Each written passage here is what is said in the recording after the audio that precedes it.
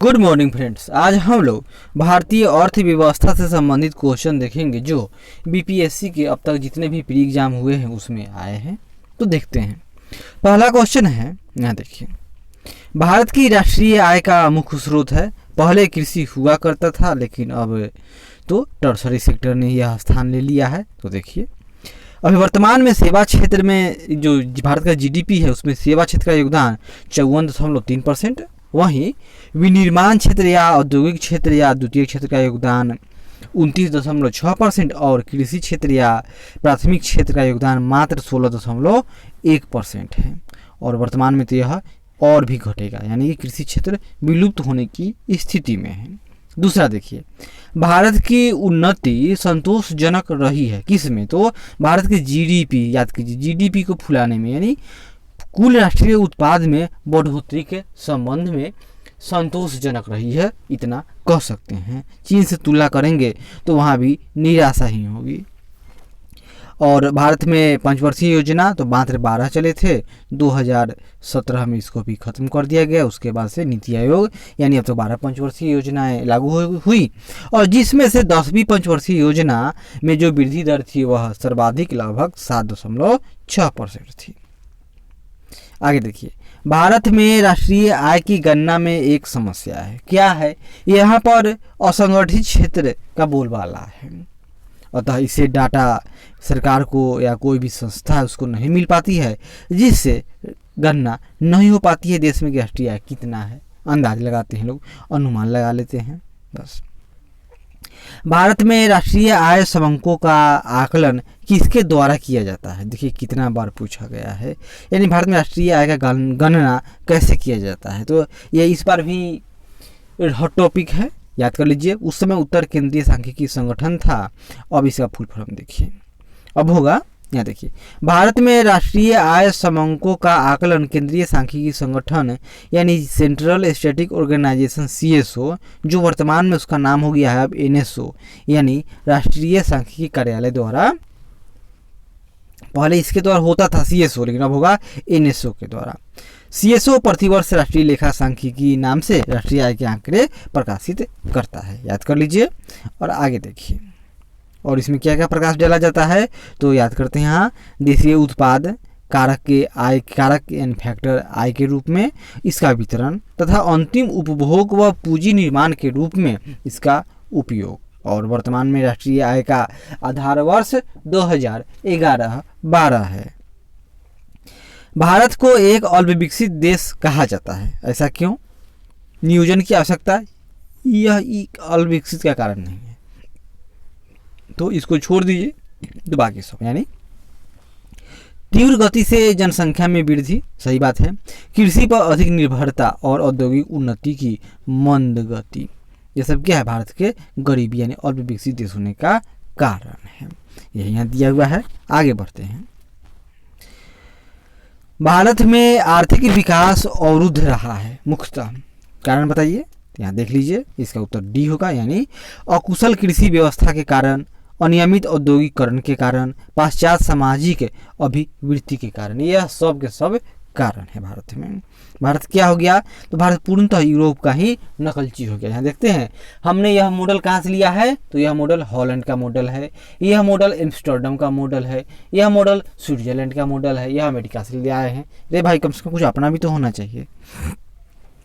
हिंदू वृद्धि दर यानी Hindu growth rate किससे संबंधित है? तो यह भारत के विकास दर से संबंधित था, यानी GDP से, और यह भारत पर कटाक्ष किया गया था।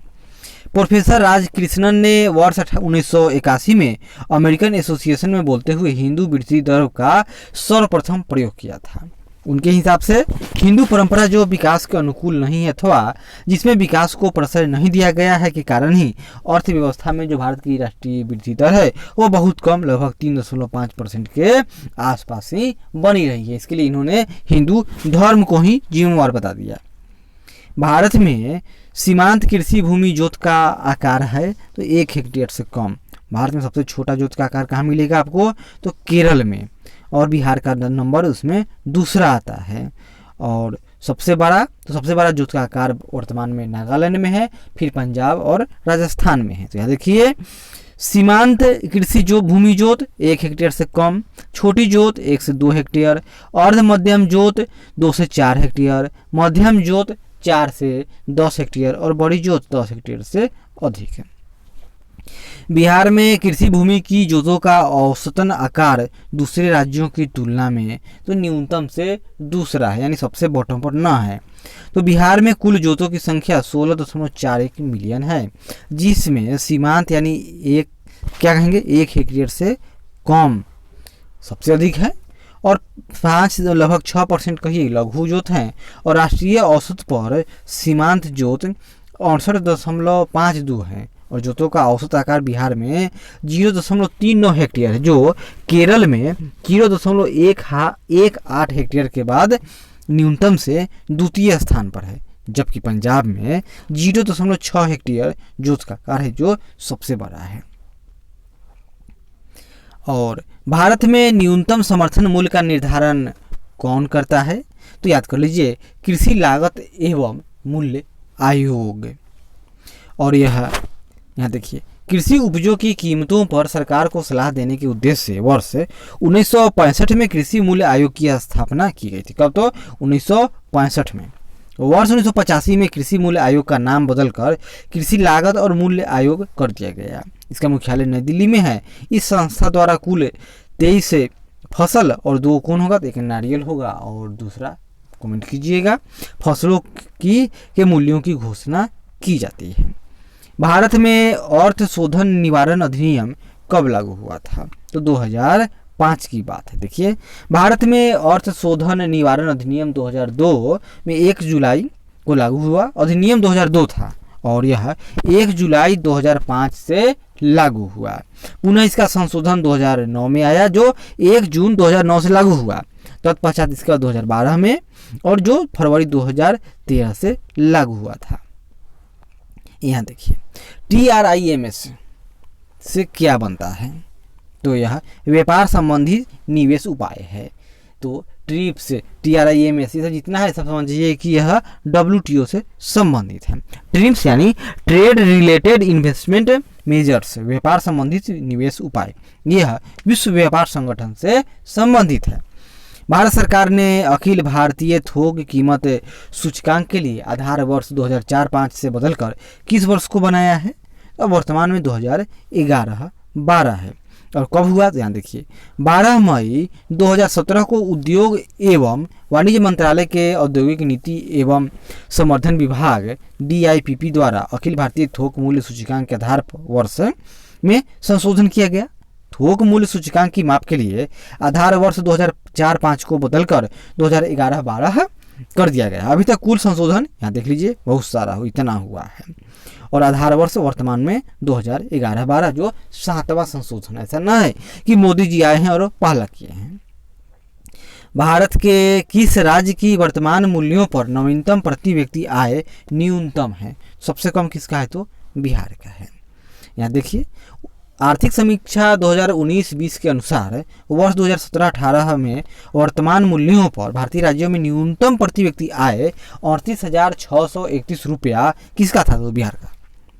बिहार में नवीनतम वार्षिक प्रति व्यक्ति बिजली का उपभोग है। तो यहाँ भी देख लीजिए, यहाँ भी बिहार बॉटम पर है यानी न्यूनतम है। और वर्तमान में कितना है? यहाँ देखिए 2018-19 में आर्थिक सर्वेक्षण 2019-20 के हिसाब से प्रति व्यक्ति बिजली उपभोग 311 किलोवाट प्रति घंटा है। भारत में किस राज्य में कपास का औसतन उत्पादन सबसे अधिक होता है? तो आंध्र प्रदेश की बात हो रही है। तो कपास निगम लिमिटेड भारत सरकार के अनुसार भारत में कपास का सर्वाधिक उत्पादन गुजरात करता है, जबकि वर्ष 18-19 के अंतिम अनुमान के अनुसार जो विकल्प राज्य है इसमें औसत उत्पाद की बात हो रही है। क्या है? औसत उत्पादन यानी उत्पादकता की बात हो रही है और गुजरात उत्पादन करे। टोटल कहाँ? तो गुजरात में होगा, लेकिन प्रति हेक्टेयर की बात हो तो सर्वाधिक जो राज्य दिया है इसमें आंध्र प्रदेश है 617 किलोग्राम और जबकि राष्ट्रीय औसत 501 किलोग्राम प्रति हेक्टेयर है। जबकि राज्यों में शीर्ष स्थान पर राजस्थान का नाम आता है जहाँ पर 754 किलोग्राम, फिर तमिलनाडु, फिर हरियाणा का नाम आता है उत्पादकता के मामले में। निम्न में से कौन सा एक 20वीं शताब्दी के 7वें दशक के अंतिम दौर की हरित क्रांति की प्रकृति का सबसे उचित वर्णन करता है? तो हरित क्रांति में क्या हुआ? हाई यील्डिंग क्रॉप मतलब बीज, उर्वरक, जल, तकनीकी, इन सब पर ध्यान दिया गया था। यही उचित व्याख्या करता है। तो यहाँ उत्तर ई माना जाएगा। ऐसा क्यों? क्योंकि यहाँ देखिए 20वीं शताब्दी के 7वें दशक के अंतिम दौर की हरित क्रांति की प्रकृति का सबसे उचित वर्णन इस प्रकार है। उच्च पैदावार, विविधता बीजों, HYV सीड्स, उर्वरक, सिंचाई हेतु पानी, कृषि मशीनरी, कीटनाशकों का प्रयोग, किसानों की कृषि ज्ञान ने कृषि के क्षेत्र में उल्लेखनीय परिवर्तन लाया, जिसे तकनीकी रूप से हरित क्रांति या कृषि क्रांति के रूप में जाना जाता है। यद्यपि बिहार लोक सेवा आयोग ने भी इसका विकल्प क्या माना? डी माना, जबकि उच्च उत्पादक कृषि कार्यक्रम हरित क्रांति का प्रमुख घटक है। अतः जो बाल की खाल उखाड़ने वाले हैं उनके लिए इसका उत्तर क्या होगा? ई होगा। बिहार में प्रति 1 लाख जनसंख्या पर सड़क की लंबाई है। तो प्रति 1 लाख जो जनसंख्या है वह उसमें क्या है? तो बिहार की जो सड़कों की लंबाई है क्या है? वह तो सबसे कम माना जाएगा। यहाँ देखिए, क्योंकि न्यूनतम बात है, सामान्य याद कीजिए कि बिहार का जो औसत घनत्व है वह 11106 किलोमीटर व्यक्ति प्रति किलोमीटर है। अतः जहाँ 1 किलोमीटर में इतना अधिक आदमी रहेगा तो वहाँ पर जो सड़क है उसका डेंसिटी औसत बात है अनुपात में कम हो जाएगा। यहाँ देखिए, बिहार आर्थिक समीक्षा 2019-20 के अनुसार वर्ष 2017 में राष्ट्रीय औसत पर प्रति 1 लाख लोगों पर लगभग 386 किलोमीटर सड़क है। वहीं बिहार में 181 किलोमीटर प्रति लाख व्यक्ति पर सड़क उपलब्ध है, जो राष्ट्रीय औसत से कम है और राज्यों में बिहार का स्थान न्यूनतम है। निम्नलिखित में से कौन सा उपागम प्रोफेसर अमर्त्य सेन से संबंधित है? तो सक्षमता उपागम। क्या नाम है? सक्षमता उपागम। सक्षमता उपागम का विकास 1980 के दशक में कल्याणकारी अर्थशास्त्र के वैकल्पिक दृष्टिकोण के रूप में हुआ। सक्षमता उपागम का मुख्य ध्येय व्यक्ति के स्वतंत्रता, कल्याण की बहुआयामी प्रकृति का विकास करना एवं व्यक्तिगत विषमता को दूर करना है। प्रोफेसर अमर्त्य सेन इस दृष्टिकोण के प्रमुख अर्थशास्त्री हैं, जिन्हें कल्याणकारी अर्थशास्त्री हेतु वर्ष 1998 में अर्थशास्त्र का नोबेल पुरस्कार प्रदान किया गया। यह सत्य होगा कि भारत को परिभाषित किया जाए। अगर भारत को परिभाषित किया जाए तो क्या होगा? यहाँ देखिए, एक श्रम अधिक वाली अर्थव्यवस्था के रूप में। बस इतना ही याद कीजिए, क्योंकि कॉमन सेंस की बात है। यहाँ पर आबादी अधिक है अतः श्रमिक अधिक है। भारत के सकल घरेलू उत्पाद में कृषि एवं उससे संबंधित प्रक्षेत्र का अंश है, तो वर्तमान में 15% और तो उससे भी कम है। आगे बढ़ते हैं।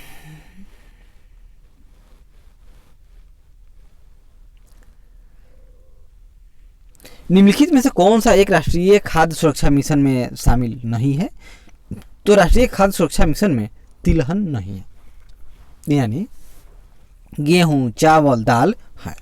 यहाँ देखिए, राष्ट्रीय खाद्य सुरक्षा मिशन यानी NFSM आरंभ इसका हुआ था 2007-08 रबी सीजन से। एक प्रायोजित योजना है जिसे 2011-12 तक 11वीं पंचवर्षीय योजना के अंत तक गेहूं, चावल और दलहन का क्रमशः 10, 8 और 2 मिलियन टन अतिरिक्त उत्पादन यानी लगभग 20 मिलियन टन खाद्यान्न का अतिरिक्त उत्पादन प्राप्त करने के लक्ष्य के साथ आरंभ किया गया था। लेकिन वर्तमान में इसमें कौन कौन फसलें हैं? तो चावल, गेहूं, दलहन, मोटे अनाज व वाणिज्यिक फसलें यानी दलहन, तिलहन अभी भी नहीं है। किस वर्ष कृषि और संबद्ध क्षेत्रों की वार्षिक औसत वृद्धि दर नकारात्मक हो गई थी? तो 2002-03 में। वर्तमान में यह लगभग 4% है, याद कीजिएगा। 2002-03 के बाद किसी भी वर्ष में ऋणात्मक वृद्धि दर्ज नहीं की गई है। निम्नलिखित कथनों पर विचार कीजिए। वर्षा बीमा भारतीय कृषि बीमा कंपनी लिमिटेड यानी AICIL द्वारा किया जाता है। यह योजना वर्ष 2007 के दौरान दक्षिण पश्चिमी मानसून अवधि में शुरू की गई थी। इसका उत्तर क्या होगा?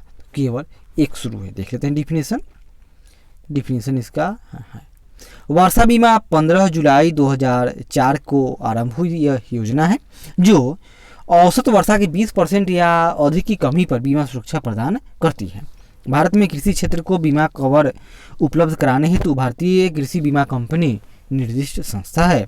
इससे पहले कृषि क्षेत्र में लागू बीमा योजनाओं का क्रियान्वयन सामान्य बीमा कंपनी यानी जीआईसी मतलब जनरल इंश्योरेंस कंपनी के द्वारा किया जाता था, किंतु कृषि क्षेत्र की व्यापक एवं विशिष्ट आवश्यकताओं के दृष्टिगत भारत सरकार ने दिसंबर 2002 में भारतीय कृषि बीमा कंपनी की स्थापना की, जो कृषि क्षेत्र के बीमा कवर हेतु प्रमुख उत्तरदायी बीमा संस्था है।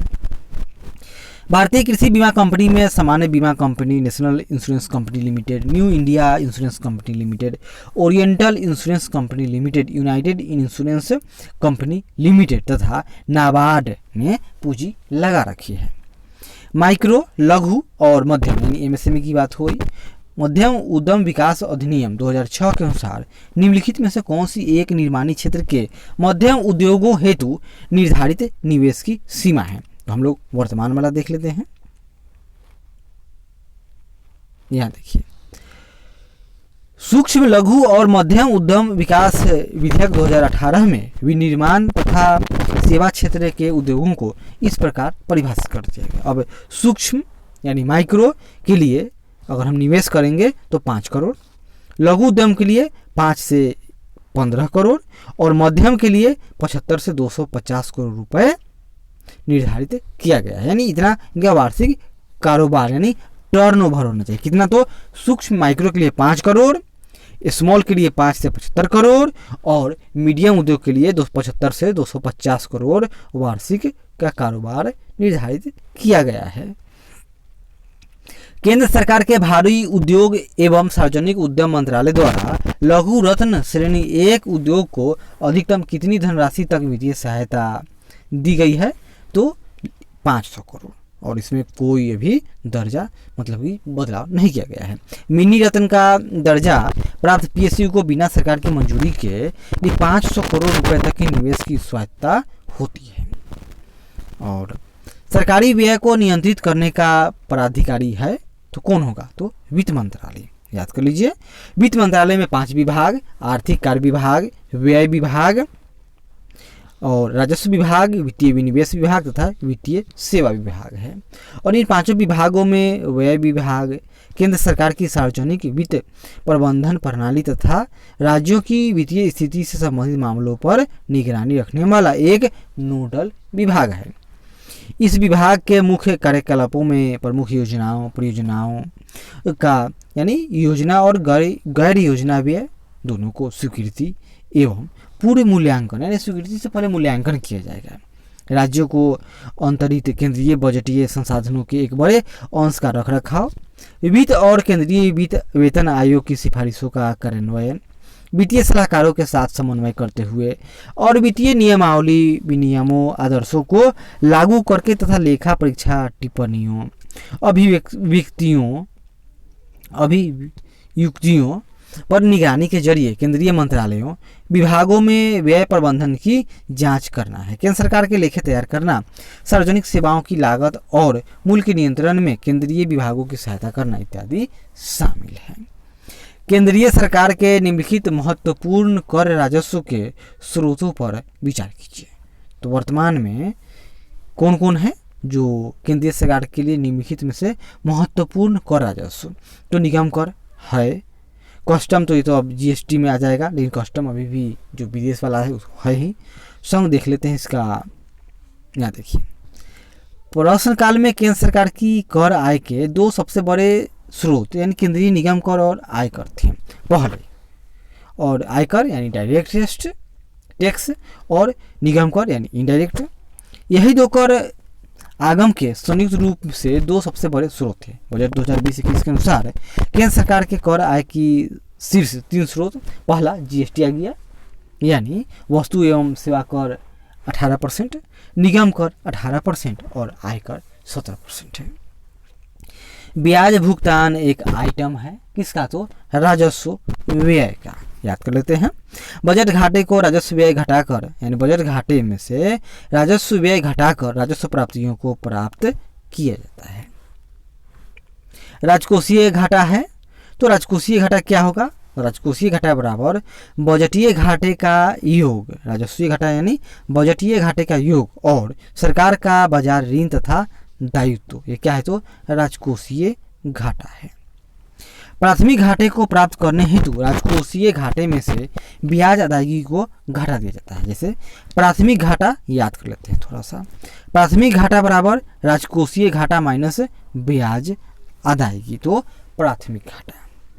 बजटीय घाटा कुल प्राप्तियां में से माइनस कुल व्यय, यानी आमदनी अठन्नी खर्चा रुपया, तो बजटीय घाटा। राजस्व घाटा, तो राजस्व प्राप्तियां, राजस्व में से कितना इनको टैक्स प्राप्त हुआ और राजस्व में कितना खर्चा हुआ, और खर्चा अधिक हो गया तो राजस्व घाटा। राजकोषीय घाटा यानी बजटीय घाटा, मतलब कुल प्राप्ति माइनस कुल व्यय में कितना घाटा हो गया, प्लस सरकार का ऋण प्लस और अन्य देयताएं। या राजकोषीय घाटा बराबर राजस्व प्राप्तियां प्लस ऋण से प्राप्तियां तथा प्लस अन्य प्राप्तियां माइनस कुल व्यय, तो वह भी राजकोषीय घाटा है। प्रभावी राजस्व घाटा किस केंद्रीय बजट में पेश किया गया था? 2011-12 की यह बात है, जिसमें क्या हुआ कि प्रभावी राजस्व घाटा पेश किया गया था। देखते हैं। और 2003 का ठीक है। प्रभावी राजस्व घाटा बराबर क्या होगा? यहाँ देख लीजिए। प्रभावी राजस्व घाटा बराबर राजस्व घाटा माइनस, इसमें घटाएंगे पूंजी संपत्ति के सृजन से संबंधित अनुदान, उसको राजस्व घाटा प्रभावी राजस्व घाटा में नहीं जोड़ा जाता, उसको राजस्व घाटा में से घटा लेंगे। संशोधित मूल्य वर्धित कर यानी वैट की बात हो रही है का संबंध है, तो यह भी उत्पाद कर था। तो उत्पाद शुल्क के इतिहास में वर्ष 1986 का ऐतिहासिक वर्ष रहा, जब दीर्घकालीन राजकोषीय नीति 1985 के क्रियान्वयन में बीपी सिंह यानी वित्त मंत्री थे द्वारा 1 मार्च 1986 से मोड वेट लागू किया गया था। मोड वेट यानी मॉडिफाइड वैल्यू एडेड टैक्स, मतलब संशोधित मूल्य वर्धित कर, जो भी एक प्रकार का केंद्रीय उत्पाद शुल्क ही है। भारत में सेवा कर किस वर्ष आरंभ किया गया था? 1994-95 की बात है। तो सेवा कर भी क्या था? एक अप्रत्यक्ष कर था और यह चेलैया समिति की संस्तुति पर 1994-95 के वित्तीय वर्ष की अवधि में वित्तीय अधिनियम 1994 द्वारा लागू किया गया था। यह संघ सूची का विषय है। 2003 में 92वां जो संविधान संशोधन था उसके अनुच्छेद 268A में इसके में प्रावधान किया गया था और वर्तमान में यह जीएसटी में शामिल हो गया है। यहाँ मिलान करना है तो डायरेक्ट हम लोग इसके मिलान पर ही आते हैं।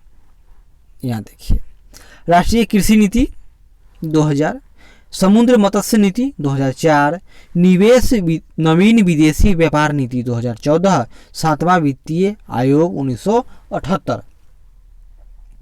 तो नवीन विदेशी व्यापार नीति 2014 याद कर लीजिए, समुद्री मत्स्य नीति 2004, राष्ट्रीय कृषि नीति 2000। फिर मिलान करने वाला है, चलिए सीधे लोग मिलान करते हैं। ओपन जनरल लाइसेंस, तो यह विदेशी व्यापार से संबंधित है। ट्राइसेम, यह रोजगार से संबंधित है। थोक मूल्य सूचकांक, यह मुद्रास्फीति से संबंधित है। और नकदी रिजर्व अनुपात, तो यह ऋण नियंत्रण से संबंधित है। और भारत में बजट घाटे को पूरा करने की तदर्थ ट्रेजरी बिल प्रणाली को समाप्त कर दिया गया था। याद करते हैं 31 मार्च 1997 को। यह बहुत पुराना है, ये कोई न पूछेगा। यहाँ देखिए, भारत में मध्य अर्ध शतक में अपनाए गए महालनोबिस प्लान मॉडल का उद्देश्य था। तो पीसी महालनोबिस मॉडल यह भी कब आए थे? तो द्वितीय जो पंचवर्षीय योजना थी 56 से 61 वाला, उसमें इनको लागू किया गया था। और यह क्यों लागू किया गया? तो यह भारी उद्योगों की स्थापना करना जो पूंजी सघन थे, इनका मुख्य उद्देश्य क्या था? वो तो उद्योग पर ध्यान देना। तो मॉडल में सम्मिलित क्षेत्र थे कौन कौन? पूंजीगत वस्तु क्षेत्र, फैक्ट्री उत्पादित उपभोग वस्तु क्षेत्र, लघु इकाई उत्पादन क्षेत्र तथा घरेलू उद्योग क्षेत्र। इस योजना में आधारभूत तथा भारी उद्योगों पर विशेष बल के साथ देश के तीव्र औद्योगिकरण को प्रमुख लक्ष्य माना गया था। क्यों? किसमें? तो द्वितीय पंचवर्षीय योजना की बात हो रही है। भारत में योजना आयोग की स्थापना किस वर्ष हुई थी? तो योजना आयोग की स्थापना 1950 में हुई थी, 15 मार्च 1950 को। और यह भी संविधानेतर इकाई है, यानी एक्स्ट्रा कॉन्स्टिट्यूशन। क्यों? क्योंकि यह संविधान के द्वारा न बनाया गया, न ही संसद के द्वारा, यह सिर्फ और सिर्फ प्रधानमंत्री यानी मंत्रिमंडल के निर्णय से बना दिया गया है। और वर्तमान में 1 जनवरी 2015 से योजना आयोग को समाप्त कर उसके स्थान पर उसी तारीख से 1 जनवरी 2015 से नीति आयोग का गठन किया गया। इसके उपाध्यक्ष हैं राजीव कुमार और इसके जो सीईओ हैं अमिताभ कांत हैं। नीति का अर्थ याद कर लीजिए, national institution for transforming India. समुदाय विकास कार्यक्रम का उद्देश्य था, ये होगा क्यों? शैक्षणिक सुविधाएं सुलभ कराना, जीवन स्तर को बेहतर करना, राजनीतिक प्रशिक्षण, योजना बनाने में गांव की सहायता करना। तो इसका डी और जो बी उत्तर है ये दोनों इससे मेल खा रहा है, अतः इसका उत्तर ई हो जाएगा। यहाँ देखिए, भारत में सामुदायिक विकास कार्यक्रम प्रायोगिक स्तर पर 2 अक्टूबर 1952 को शुरू किया गया था। देश में कृषि कार्यक्रम और संचार प्रणाली में सुधार के साथ साथ ग्रामीण स्वास्थ्य, स्वच्छता, ग्रामीण शिक्षा में पर्याप्त वृद्धि इसका उद्देश्य था। पहली पंचवर्षीय योजना में केवल 248 ब्लॉकों में लागू किया गया, जिसे वर्ष 1964 तक चरणबद्ध तरीके से पूरे देश में लागू कर दिया गया। छठी पंचवर्षीय योजना के दौरान निम्नलिखित में से कौन सा कार्यक्रम शुरू किया गया था? छठी की बात हो रही है तो एकीकृत ग्रामीण विकास की बात है। तो छठी जो योजना है यह 1980 से 85 तक रहा। इस समय एकीकृत ग्रामीण विकास कार्यक्रम 2 अक्टूबर 1980 को आरंभ किया गया। एकीकृत ग्रामीण विकास कार्यक्रम को छठी पंचवर्षीय योजना में आरंभ किया गया था। इस योजना का मुख्य लक्ष्य ग्रामीण निर्धन परिवारों को स्वरोजगार हेतु ऋण उपलब्ध कराकर उन्हें रोजगार प्रदान करना था, जिससे सहायता प्राप्त परिवार गरीबी रेखा से ऊपर उठ सके। अप्रैल 1999 में इसे स्वर्ण जयंती स्वरोजगार योजना में मिला दिया गया। अंत्योदय कार्यक्रम सर्वप्रथम किस राज्य में शुरू किया गया था? तो यह अंत्योदय का शुरुआत राजस्थान में किया गया था। 1970 से 71 की बात है। राष्ट्रीय नियोजन में रोलिंग प्लान की अवधारणा लागू की गई थी तो जनता सरकार ने, कब? तो जो 1977 की बात है। तो गुरुनार मिंडल ने अपनी पुस्तक Indian economy in the it's broader में रोलिंग प्लान को विकासशील देश के लिए अनुशंसित किया गया और इसे जनता पार्टी सरकार ने 1978 से 80 में लागू भी किया।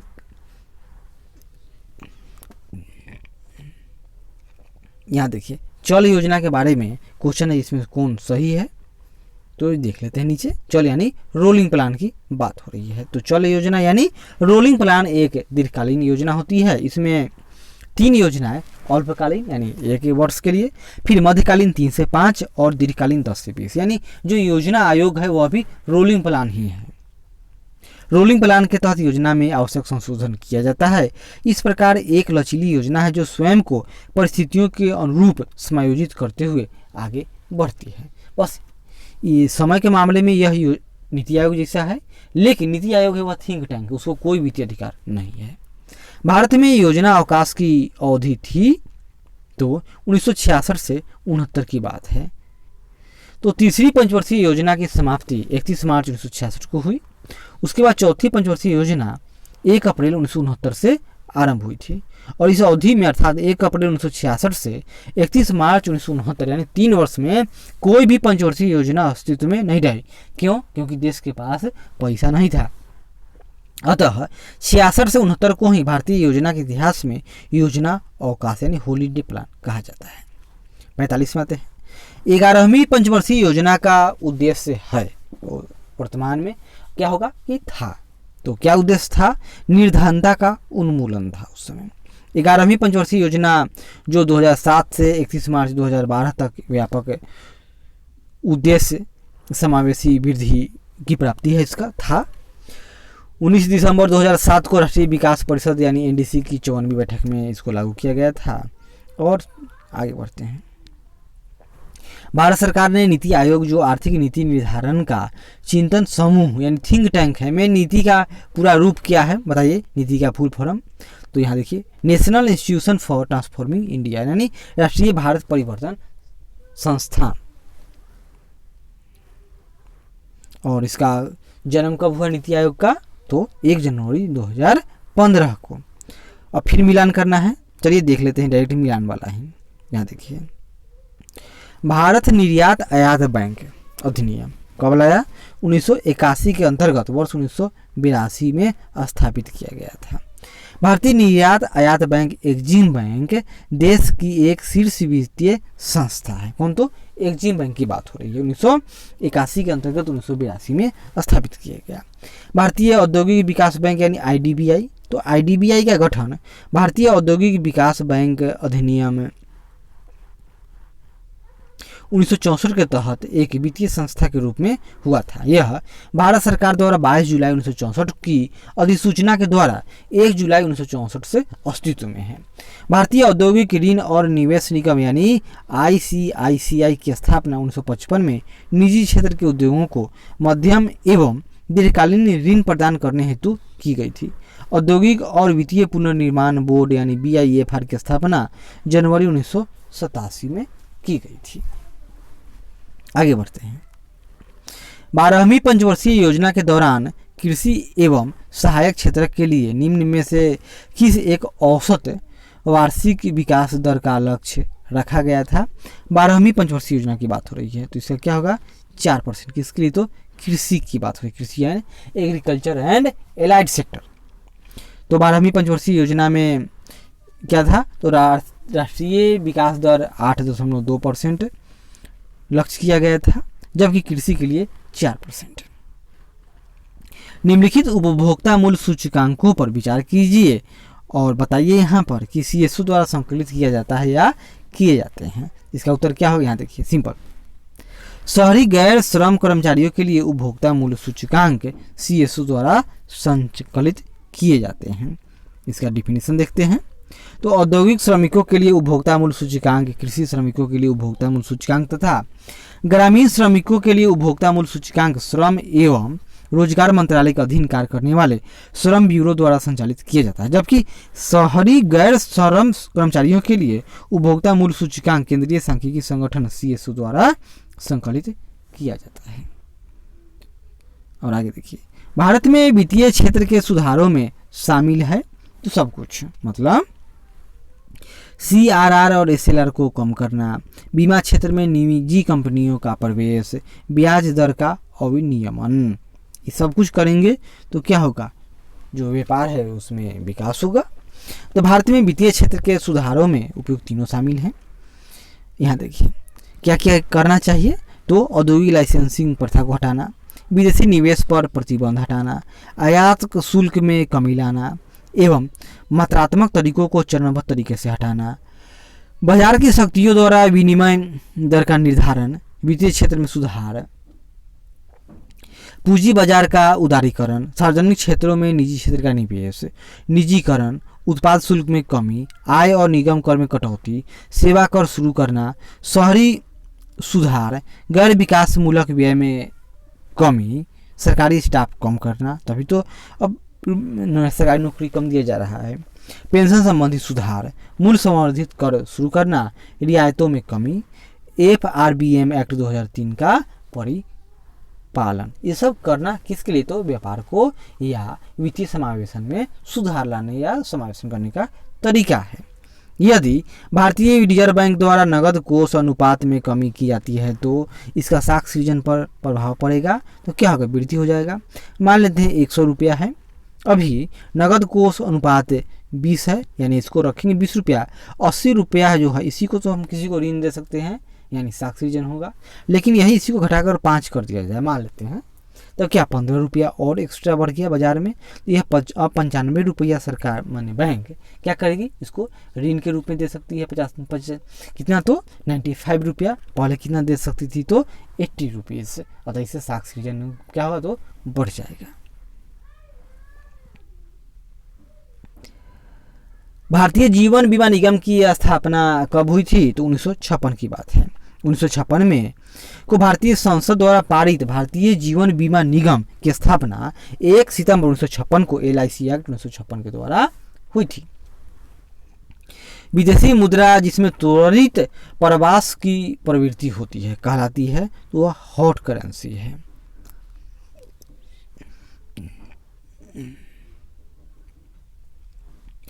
इस प्रकार की मुद्रा का प्रवाह एक देश से दूसरे देश में आसानी से किया जाता है और निवेशकों द्वारा उच्च ब्याज दर से लाभ प्राप्ति हेतु इस प्रकार की मुद्रा का प्रवाह किया जाता है। आर.एन. मल्होत्रा कमेटी संबंधित है, तो इनका संबंध बीमा क्षेत्र से है। किससे है? तो बीमा क्षेत्र से संबंधित है। आर.एन. मल्होत्रा कमेटी का संबंध है। तो मल्होत्रा समिति की रिपोर्ट 7 जनवरी 1994 की प्रमुख सिफारिश क्या था इसका? IRDA IRDA अधिनियम 1999 पारित किया गया। रिपोर्ट में बीमा क्षेत्र के लिए एक स्वतंत्र नियामक प्राधिकरण की स्थापना की सिफारिश की गई थी। अप्रैल 2000 में IRDA के एक सांविधिक निकाय के रूप में सामने आया। IRDA का लक्ष्य बीमा धारकों के हितों की रक्षा करना, बीमा उद्योगों का क्रमबद्ध विनियमन, समर्थन तथा संबंधित व आकस्मिक मामलों पर कार्य करना। यानी जिस तरह से बैंकों का रेगुलेटर RBI है, इसी तरह से IRDA जो बीमा कंपनियों का रेगुलेटर बन गया। यहाँ देखिए कुछ कथन है, इस पर आपको बताना है कि गलत क्या है। बैंक दर वह ब्याज दर है जो भारतीय रिजर्व बैंक अपने ग्राहकों से उसके अल्पकालिक उधार पर लेता है। बैंक दर। रेपो दर वह ब्याज दर है जो भारतीय रिजर्व बैंक अपने ग्राहकों से उसके दीर्घकालिक उधार पर लेता है। बैंक रिजर्व बैंक का ग्राहक यानी बैंक की बात हो रही है। इसमें कौन गलत है? तो यहाँ देखिए, यानी 1 और 2 दोनों गलत हैं। यहाँ देखिए, RBI एक्ट के अनुसार बैंक दर वह दर है जिस पर रिजर्व बैंक वाणिज्यिक बैंकों के बिलों की पुनर्कटौती करता है। व्यवहारिक अर्थों में वाणिज्यिक बैंकों द्वारा भारतीय रिजर्व बैंक से जिस ब्याज दर पर दीर्घकालीन जो ऋण प्रदान लिया जाएगा, दीर्घकालीन ऋण प्राप्त किया जाता है, उसे बैंक दर कहते हैं। दीर्घकालीन ऋण बैंक दर। और बैंक दर RBI की मौद्रिक नीति का एक महत्वपूर्ण भाग है। वहीं दूसरी ओर रेपो रेट, RBI व्यापारिक बैंकों को अल्पकालीन ऋण प्रदान करता है। वह किस दर पर? तो वह रेपो रेट कहलाएगा। 1 रुपए के नोट पर हस्ताक्षर होता है तो वित्त मंत्रालय के सचिव का। यहाँ देखिए, निम्नलिखित योजनाओं पर विचार कीजिए और इन योजनाओं को लागू करने का सही कालानुक्रम क्या है बताइए। इसका डिफिनेशन देखते हैं। तो ट्राइसेम यानी training of rural youth for सिर्फ क्या? तो सेल्फ एम्प्लॉयमेंट योजना 18 से 35 वर्ष आयु वर्ग के ग्रामीण युवाओं को स्वरोजगार हेतु प्रशिक्षण प्रदान करने के उद्देश्य से अगस्त 1979 में आरंभ की गई थी। 1979 की बात है। और आगे देखिए, RLEGP यानी rural landless employment guarantee programme योजना 15 अगस्त 1983 को ग्रामीण भूमिहीनों हेतु रोजगार के अवसर प्रदान करने के लिए आरंभ की गई थी। राष्ट्रीय ग्रामीण रोजगार कार्यक्रम NREP तथा ग्रामीण भूमि रोजगार गारंटी कार्यक्रम RLEGP के विलय द्वारा जवाहर रोजगार योजना यानी GRY को अप्रैल 1989 में शुरू किया गया था। रोजगार आश्वासन योजना EAS का आरंभ 2 अक्टूबर 1983 को किया गया। इसका मुख्य उद्देश्य मौसमी बेरोजगारी से ग्रसित युवाओं को रोजगार उपलब्ध कराना था। तो इसका उत्तर देख लेते हैं हम लोग। यहाँ D हो जाएगा, यानी तो जो 1 है, तो इसमें सबसे हम लोग क्या देखेंगे कि सही क्रम। तो सबसे पहले ट्राइसेम अस्तित्व में आया था, यह 1979 की बात है।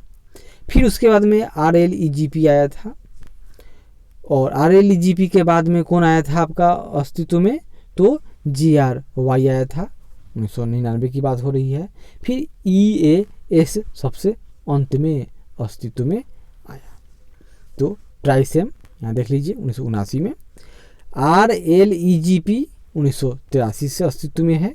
राष्ट्रीय ग्रामीण रोजगार कार्यक्रम तथा ग्रामीण भूमिहीन रोजगार गारंटी 1989 से अस्तित्व में है।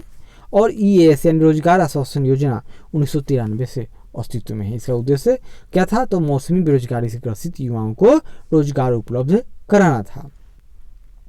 निम्नलिखित में से भारत निर्माण का कौन अंश नहीं है? तो भारत निर्माण मुख्य रूप से आधारभूत सुविधाओं के विकास के लिए किया जाने वाला प्रोग्राम है। इसमें कृषि आधारित उद्योग का विकास नहीं किया जाएगा। तो भारत निर्माण कार्यक्रम केंद्र सरकार द्वारा 16 दिसंबर 2005 को आरंभ किया गया था, जिसका मूल उद्देश्य ग्रामीण अवसंरचना का विकास करना है। इसकी कार्य योजना में ग्रामीण क्षेत्रों में विद्युत, सड़क, पेयजल, दूरसंचार, सिंचाई एवं आवासों का निर्माण शामिल है। इसके ग्रामीण सिंचाई विकास कार्यक्रम में शामिल कार्यों की प्रमुख मदें हैं: सिंचाई से त्वरित गति से लाभ देने वाले प्रोग्राम, नदी परियोजनाओं की इंटरलिंकिंग, जल निकायों की मरम्मत, पुनरुद्धार तथा जीर्णोद्धार की योजना आदि। सिंचाई परियोजनाओं से विस्थापित व्यक्तियों का पुनर्वास इसमें शामिल नहीं है। तो इसमें क्या नहीं था? सिंचाई परियोजनाओं से विस्थापित व्यक्तियों का पुनर्वास इसमें शामिल नहीं था। तो निम्नलिखित में से यहाँ तो भारतीय निर्माण का कौन सा अंश नहीं है? तो कृषि आधारित उद्योग। चलिए मान लेते हैं। योजना आयोग 1993 से 94 में बिहार के लिए गरीबी रेखा से नीचे यानी बीपीएल का निम्नलिखित प्रतिशत प्रकलित किया। तो उस समय बीपीएल 55% था, यहाँ देखिए। और वर्तमान में 2011-12 में 33.7% है। यहाँ वो नहीं समझे हम लोग। यहाँ देखिए, बिहार में गरीबी का प्रतिशत 41.4% है। वहीं सुरेश तेंदुलकर फार्मूले पर वर्ष 2004-05 में 54% गरीब है यानी गरीबी का से नीचे है। और जो 2011-12 में 33.7% है। कहाँ? तो बिहार की बात है। विश्व बैंक की रिपोर्ट के अनुसार भारत में 50% से अधिक निर्धन किन 4 राज्यों में है? तो बिहार, उत्तर प्रदेश, मध्य प्रदेश और उड़ीसा में है। यहाँ देखिए, भारतीय योजना आयोग के अनुसार निम्नलिखित में से कौन से गरीबी रेखा के लिए सही है? तो नगरीय क्षेत्र में प्रति व्यक्ति 42 रुपया, ग्रामीण क्षेत्र में 26 रुपया, नगरीय क्षेत्रों में प्रति व्यक्ति 32 रुपया प्रतिदिन, ग्रामीण क्षेत्रों में प्रति व्यक्ति रुपया 32। तो इसका 2 और 3 सही है। मतलब ग्रामीण क्षेत्रों में प्रति व्यक्ति 26 रुपया और नगरीय क्षेत्रों में प्रति व्यक्ति 32 रुपया। अगर इससे कम कोई खर्च कर रहा है तो वह गरीब है। ये कितना अच्छा गरीब के साथ मजाक है। योजना आयोग ने एनएसएसओ के परिवार उपभोक्ता व्यय सर्वेक्षण के अनुसार के आंकड़ों के अनुसार इस्तेमाल करते हुए तेंदुलकर समिति की सिफारिशों के अनुसार 11-12 के संबंध में गरीबी अनुपात और गरीबी रेखाओं को अद्यतन बनाया। 22 जुलाई 2013 को वर्ष 2011-12 के संबंध में गरीबी अनुमान जारी किए गए थे। उनके अनुसार 11-12 में अखिल भारतीय स्तर पर गरीबी रेखा ग्रामीण क्षेत्रों के लिए 816 रुपये प्रतिमाह है यानी 26.36 रुपये, जबकि शहरी क्षेत्रों के लिए 1000 रुपये यानी 32.25 रुपये प्रतिदिन उपभोग व्यय के रूप में अनुमानित किया गया था। आगे देखते हैं। भारत अधिकतम विदेशी मुद्रा किसके निर्यात से कमाता है? तो क्या होगा? तो कपड़ा से होगा। इतना ही याद कीजिए। आगे बढ़ते हैं। वह यहाँ देखिए कपड़ा है, चाय, रबर, लोहा, कपड़ा, इसमें कपड़ा है।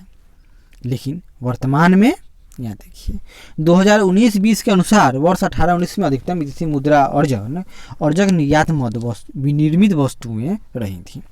विनिर्मित वस्तुओं की श्रेणी में सर्वाधिक मुद्रा जो विदेशी मुद्रा का जो अर्जन हुआ वह मशीनरी, परिवहन व धातु निर्माण तथा जेम्स एंड ज्वेलरी रहे थे। नंदीग्राम सेज क्षेत्र में सेज नीति के अंतर्गत किस समूह को अनुमति दी गई थी? तो टाटा को। और नीति के अंतर्गत यानी सेज नीति के अंतर्गत सलीम समूह को विशेष तौर से जेम्स एंड ज्वेलरी के लिए अनुमति दी गई थी। किसमें? सलीम समूह को नंदीग्राम में। क्या? तो नंदीग्राम में किसको? तो इसमें दिया है सलीम समूह को। चलिए मान लेते हैं नंदीग्राम में इसको तो सलीम समूह को सेज के लिए दिया गया था, जो जेम्स एंड ज्वेलरी के लिए। निम्नलिखित में से किन वर्षों में व्यापार संतुलन भारत के अनुकूल था? 1972, 73 और 76, 77 में।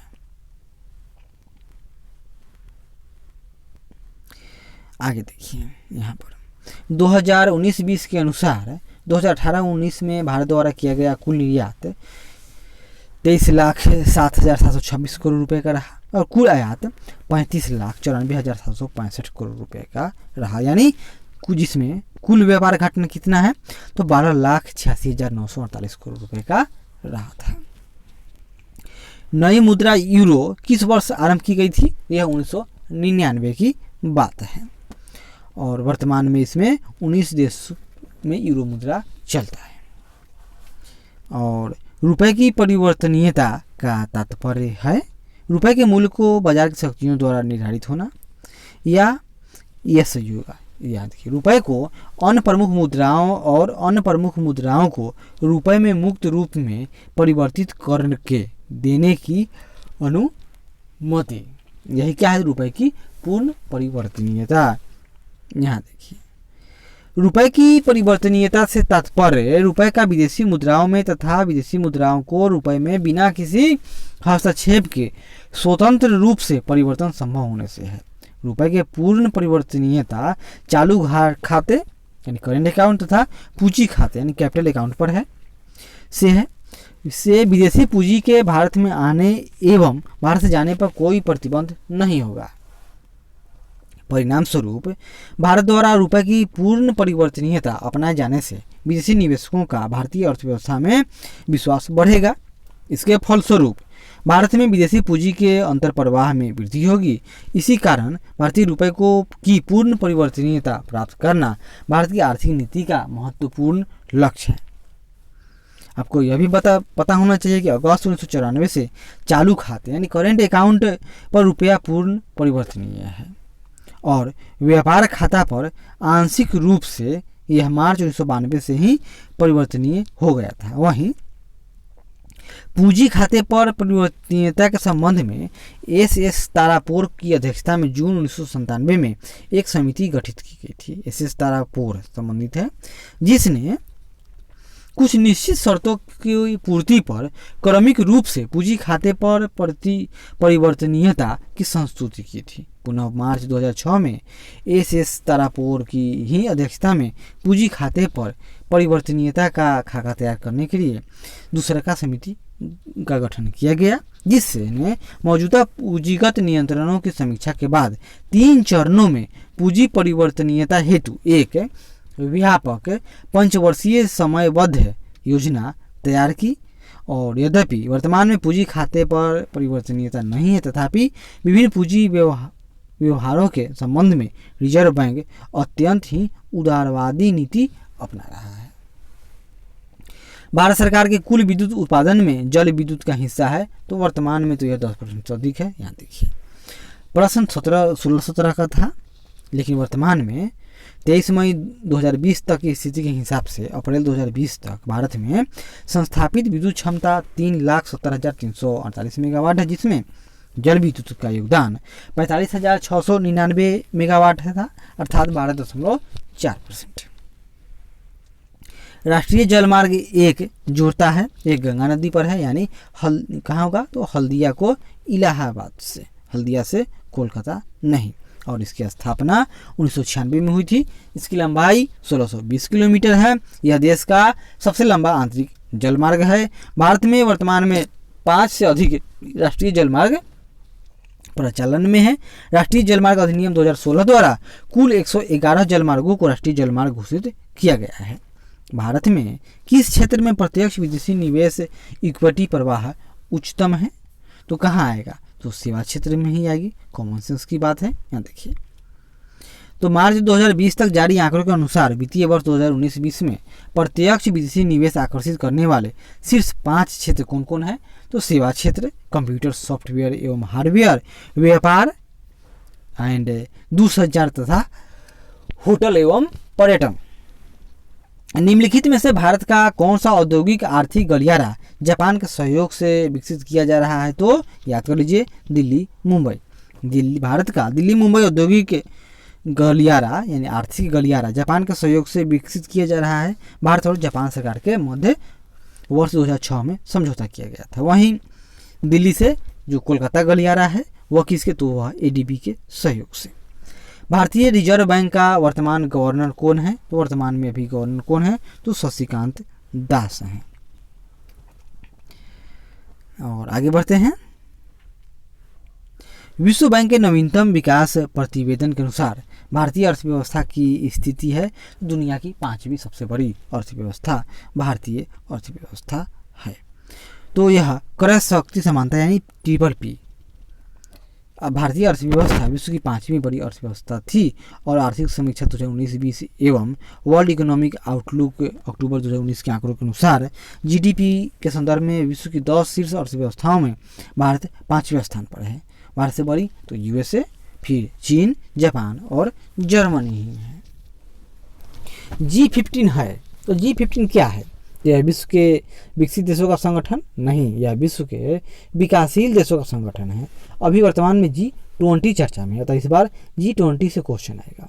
इन देशों में से कौन सा एक देश G8 का समूह सदस्य नहीं है? तो इसमें G8 का स्पेन नहीं है और वर्तमान में यह G8 ना है क्योंकि रसिया को बाहर निकाल दिया गया, तो यह अब G7 है। और इसमें America, Canada, Germany, Britain, France, Italy और जापान शामिल हैं। और इस बार G7 का जो बैठक होने वाला था, कहाँ होने वाला था? अमेरिका में, जो ना हो पाया। अगली बार कहाँ होगा? तो इंग्लैंड में होगा, 2021 वाला। आगे देखिए, आसियान इसके लिए है। आसियान की बात हो रही है, तो यह भारत के नॉर्थ ईस्ट के जितने भी राज्य हैं, जितने भी देश हैं, उनसे संबंधित हैं, यानी association of south east Asian Nations. इसमें 10 देश आते हैं। Association of south east Asian Nations की बात हो रही है। आगे देखिए, यहाँ पर भारतीय विकास फोरम यानी IDF पहले जाना जाता था भारतीय सहायता क्लब के नाम से। वर्तमान में बिहार में संपत्ति का मुख्य स्रोत क्या है? तो बिहार में कृषि है। फोर्ब्स पत्रिका के अनुसार 2007 में विश्व के सबसे धनी व्यक्ति, तो वर्तमान में जो विश्व का सबसे धनी व्यक्ति है कौन है? तो जेफ बेजोस है, अमेजन के मालिक हैं। और वर्ष 2006-07 में बिहार का विकासात्मक व्यय, तो वर्तमान में बिहार का विकास देखिए, यहाँ देखिए, बिहार राज्य का विकासात्मक व्यय इसके कुल व्यय का 60% था, लेकिन आज की बात है। जबकि बिहार आर्थिक समीक्षा वर्ष 19-20 के अनुसार वर्ष 18-19 तथा 19-20 में यह क्रमशः 69.7% और 72.9% अनुमानित है। भारत की कुल जनसंख्या कितनी है? तो 11वीं जो जनसंख्या का गणना हुआ था, 11वीं की बात, 11वीं नहीं, 2011 में जो 15वीं थी, तो उसके हिसाब से बिहार की जनसंख्या कितना? तो 121 करोड़ यानी 1,21,05,69,573, जिसमें पुरुष हैं लगभग 62 करोड़ से ज़्यादा और स्त्रियां हैं 58 करोड़ से ज़्यादा। भारत की जनसंख्या घनत्व 382 व्यक्ति प्रति वर्ग किलोमीटर तथा लिंगानुपात 943 व्यक्ति प्रति 1000 पुरुषों पर महिलाएं हैं। 1000 पुरुष पर 943 महिलाएं हैं। जनगणना 2001 के अनुसार, तो हम लोग एक देखेंगे 11 के हिसाब से भारत की जनसंख्या का घनत्व है, यहाँ देखिए 2011 के हिसाब से 382 व्यक्ति प्रति वर्ग किलोमीटर के स्तर पर है। और आगे बढ़ते हैं। भारतीय जनगणना 2011 के अनुसार निम्न राज्यों में से किस एक राज्य का जनसंख्या का घनत्व सर्वाधिक है? तो बिहार का है 1106 व्यक्ति प्रति किलोमीटर। तो टॉप पर बिहार है और दूसरा स्थान किसका है? तो बिहार के बाद दूसरा स्थान पश्चिम बंगाल का आता है। तीसरे नंबर पर केरल है, चौथा उत्तर प्रदेश है। राज्यों की बात हो रही है। तो 2001 की जनगणना नहीं, अब हम लोग पढ़ेंगे 2011 की जनगणना के अनुसार बिहार भारत का सबसे बड़ा जनसंख्या वाला राज्य है। कितना? तो तीसरा है। सबसे बड़ा भाई उत्तर प्रदेश है, दूसरा स्थान मध्य प्रदेश का आता है, महाराष्ट्र का है और तीसरा अपना बिहार है। 2001 की जनगणना के अनुसार भारत की जनसंख्या का 10% बिहार राज्य में निवास करती है। तो वर्तमान में बिहार राज्य में पूरे भारत की जनसंख्या का कितना % निवास करती है? तो लगभग 9%। आगे बढ़ते हैं। 2011 की जनगणना के अनुसार बिहार राज्य की कुल जनसंख्या कितनी है? तो बिहार राज्य की जो कुल जनसंख्या याद कर लेते हैं, यह याद कर लीजिए, 10,40,99,400 52 है 2011 की जनगणना के हिसाब से। निम्न में से किस राज्य में अनुसूचित जाति के लोगों की जनसंख्या सबसे अधिक है? तो जो अनुसूचित यानी एससी की बात हो तो सबसे अधिक उत्तर प्रदेश का नाम आता है। आगे बढ़ते हैं। शिशु मृत्यु दर क्या है? शिशु मृत्यु दर से बार बार क्वेश्चन आते हैं, याद कर लीजिए। हर 1000 जीवित जन्मों में से पहले यानी अपने पहले जन्मदिन यानी 1 वर्ष तक में से पहले मरने वाले बच्चों की संख्या का अनुपात, यानी 1000 बच्चा जन्म लिया और उसमें से कितना अपना पहला बर्थडे देखता है, यानी कितने मर गए, इन सब के बीच जो अनुपात है वही शिशु मृत्यु दर है। और इसमें SRS बुलेटिन 2020 के अनुसार भारत में शिशु मृत्यु दर मध्य प्रदेश कितना, तो मध्य प्रदेश में सबसे अधिक 48 है, कितना 48 है। और उसके बाद उत्तर प्रदेश में 43, असम और छत्तीसगढ़ में 41 है, वहीं बिहार में 32 है। आगे बढ़ते हैं। भारत में 1991 से 2000 में साक्षरता दर की थी, तो अब हम लोग देखेंगे 2001 से 11। तो 2001 से 11 में साक्षरता दर जो भारत की है वह लगभग 73% है 2011 में, और 2001 में कितना था, तो साक्षरता दर 64.84%, यानी वृद्धि हुई 8.15%। और आगे बढ़ते हैं, 1 मिनट। जनगणना 2011 के अनुसार भारत में महिला साक्षरता दर थी, तो यहाँ ई हो जाएगा। ऐसा क्यों? क्योंकि देखिए 2011 की जनगणना के अंतिम आंकड़ों के अनुसार भारत में पुरुष साक्षरता दर 80.9% तथा महिला साक्षरता दर 64.6% थी। और 2011 के अंतिम आंकड़ों के अनुसार महिलाओं की साक्षरता दर 65.46% थी। फिर भी बिहार लोक सेवा आयोग ने इसका उत्तर सी मान ला। चलिए देखते हैं आगे। 2011 की जनगणना में फोटो, उंगली के निशान और आंख की पुतली के प्रतिचित्रण के लिए किसी व्यक्ति की न्यूनतम आयु क्या माना गया है? बताइए कितने वर्ष का व्यक्ति है?